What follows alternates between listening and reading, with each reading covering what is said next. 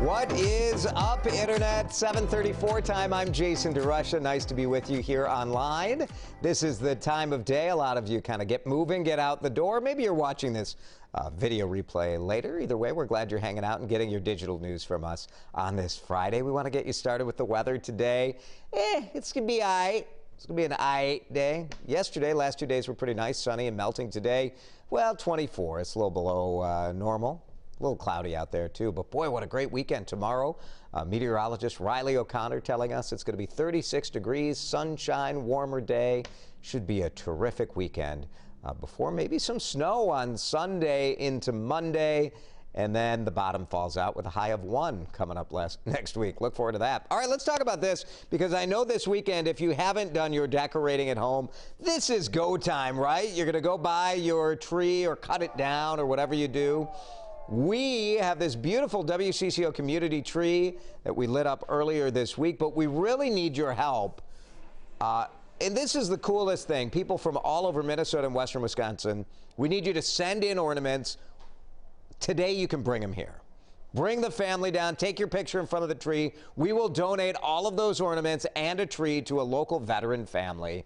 And it just warms their heart to feel the collective hug of all of the WCCO viewers. So bring it down between 4 and 7:30. But here's our question for you on the 734. How do you decorate your tree? Do you go, are you traditional? Is there a theme? Do you have a favorite ornament? Do you do like the modern monochromatic look, the old school? Is it the mishmash of every ornament you've had since you were 4 years old? Leave a comment on Facebook. We'll read through some of them in just a moment. In the news this morning, we are waiting to learn more about that deadly military helicopter crash. 3 Minnesota soldiers died. Today, Army investigators from Alabama expected to arrive on scene near St. Cloud to try to piece together what happened. Sky 4 capturing the aftermath of that crash. So that Black Hawk helicopter took off from St. Cloud. We're told it was a maintenance test flight yesterday afternoon, but air traffic control lost contact with it soon after. Minnesota Governor Tim Walz, a former National Guardsman himself, was visibly emotional when he confirmed the news. On behalf of all Minnesotans, we offer our deepest sympathies to the families of these warriors. They paid the ultimate price in service to Minnesota and to the United States of America. Words will never ease the pain of this tragic loss, and the state of Minnesota is forever in the debt of these warriors. We are still waiting to learn the names and learn more about the soldiers who died. Democrats are going to be working over the weekend on drafting articles of impeachment. There is a House Judiciary Committee hearing set for Monday at 8 our time, where we may hear at least a first run at that. Speaker Nancy Pelosi saying yesterday the facts are uncontested that the president withheld military aid to Ukraine for his own personal gain against his political rival Joe Biden. Judiciary Committee could begin drafting those articles of impeachment starting next week. Could be a vote in the full House and a debate possibly before Christmas. President Trump, of course, tweeted in response saying, if you are going to impeach me, do it now fast so we can have a fair trial. Later in the day, the president called the whole thing a big, fat hoax. Things got a little heated at former Vice President Joe Biden's campaign stop in Iowa. A man at the event told Biden that he's too old to be the president, and then accused him of kind of getting his son a job at a Ukrainian gas company that was looking for access to the American government. Here's Biden's response. A damn liar, man. That's not true. And no one has ever said that. I didn't say you were doing anything wrong. You said I set up my son to work in an oil company. Isn't that what you said? Get your words straight, Jack. There is some controversy over whether Biden was fat-shaming the man. He challenged him to a contest of push-ups. Some reports said that Biden said, look fat. The campaign said, no, he said facts. Biden told reporters he didn't lose his temper here. He was just trying to shut down the situation. All righty. We've learned Minnesota has a forecasted $1.3 billion budget surplus. It's a couple extra dollars in the pocket of Minnesota government. As always, though, more money is almost more challenging for lawmakers to figure out what to do with than when they have a deficit. This news comes just 2 months before the next legislative session. Lawmakers are going to suggest new ideas for spending and or tax cuts. But we have split government here in Minnesota, so it's hard to see how this is going to all work out. Governor Walz says the extra money is hanging around because of smart budgeting decisions, but the Republicans are saying that this is proof that the state takes too much money out of all of our paychecks. Uber out with a long-anticipated safety report. I know a lot of you use Uber to get around town. The rideshare company says more than 3,000 sexual assaults, including 235 rapes, were reported during its rides in the U.S. just last year.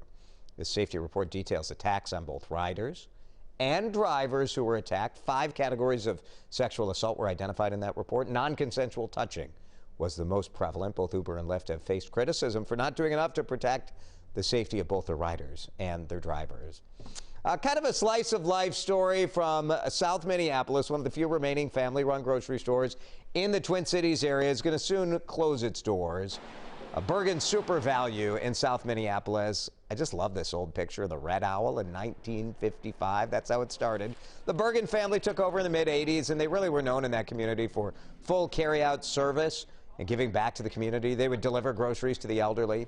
They hired people with special needs to work there, and they donated to a local food shelf, too. But in recent years, you know, the grocery industry is tough, low profit margins, and they were such a small player in a big industry. Plus, corporations and home delivery services made their presence felt.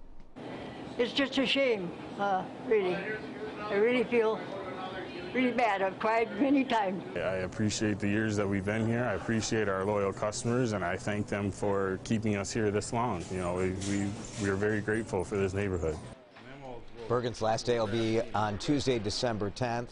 Through Tuesday, everything in the store will be half off. We do have family-owned grocery chains here. Kowalski's, run by the Kowalskis. Lund's and Byerly's, run by the Lund family. And Lund's will be built at that same location along with apartments. Home of the St. Paul Saints is going to be looking a little bit different this weekend. I love this. This is so fun. CHS Field. Look, what are you going to do with the baseball field in the winter? How about a giant slide? Go down that sucker in an inner tube. That looks awesome. Destination Winter is what they're calling it in St. Paul. It opens today, goes through February 22nd. They got a winter skate rink out there, so lace up the skates and kind of be right on the field of this absolute architectural gem. That is a 40-foot super slide. A couple of the St. Paul Saints kind of characters that you see at the game enjoying that. We got to get out there with Riley and go down that giant slide. I think that'll be fun. Taylor Swift, all she does is give, and she delivered overnight, gifting her fans an early Christmas present. This was the news that I was greeted with when I walked into the newsroom at 3 o'clock this morning. Jason, there's a new Taylor Swift Christmas song. Take a listen. In my heart is a Christmas tree farm. There's a light in the barn. We run inside out from the cold. In the town, kids are dreaming of sleighs, and they're warm and they're safe. They wake to see a blanket of snow. Sweet dreams of... All right, the producer of the 734, the editorial genius behind all the stuff we do here online every day, Chris Job, is a hardcore Swiftie. And Chris was especially enchanted by this video. These are actual home movie clips from Taylor Swift's childhood. She tweeted this morning that she grew up on a Christmas tree farm, which it sure looks like it, right? Taylor turns 30 next week. I love this. One of the great scenes in this video is a moment she unwrapped her very first guitar as a Christmas present. So check it out. You will see this video everywhere, and I think we'll be hearing this song about 1 million more times between now and Christmas, and I'm here for it. Let's get back to today's talk. Oh, Cole is anti-Taylor Swift? Should this have been the talker? WCCO's digital guy Cole, just off camera here, just shaking his head like, ugh. How could you be against a Taylor Swift Christmas song? I'm not. You're a musician yourself. How do you feel about Christmas music? You're in a band. I like it. Do you ever sing? Do you? Yeah, maybe we'll have a special singing edition. When's your next gig? Can we plug your next gig? Nothing right in the All right, nothing future. in the, okay. Well, when you have something, yeah. we should, well, I don't usually do this show, but, you know, take it up with Christiane, I guess. There you go. All right, we're talking about decorating the tree, how you do it. I've always wanted one of those kind of artistic, like, ripped from the design magazine trees. But that's not what we do. It's super homey. What are people saying? I'm surprised you don't have a Taylor Swift theme. Theme tree.